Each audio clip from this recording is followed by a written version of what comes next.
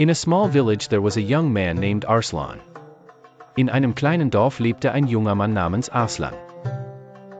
The people of the village have been living in the same way for centuries, getting up in the morning, going field, following the words of the elders without questioning, and whoever heard, just believe.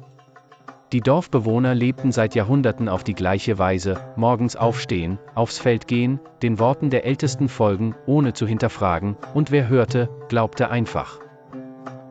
Arslan was different from others since childhood. He asked, "Why do we do this? Why is there any other way?" Arslan war seit seiner Kindheit anders als die anderen. Er fragte, warum tun wir das? Gibt es keinen anderen Weg?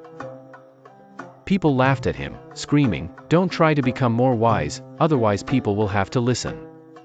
Die Leute lachten ihn aus und riefen, versuche nicht, weiser zu werden, sonst müssen die Leute zuhören. His friends also started to go away.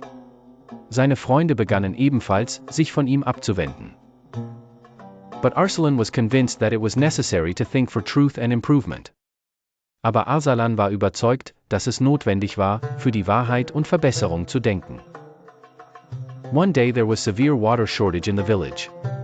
Eines Tages gab es im Dorf einen schweren Wassermangel.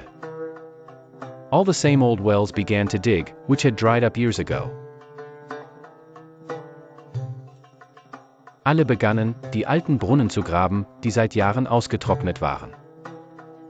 Arslan said, "Find a new place, there are springs across the mountain." Arslan sagte, findet einen neuen Ort, es gibt Quellen über den Berg. Everyone said to him, "It is crazy to cross the mountain. They are just dreams." Alle sagten zu ihm, es ist verrückt, den Berg zu überqueren. Das sind nur Träume. But Arslan came out alone. The route was difficult, people laughed at it, slander. Aber Arslan ging allein los.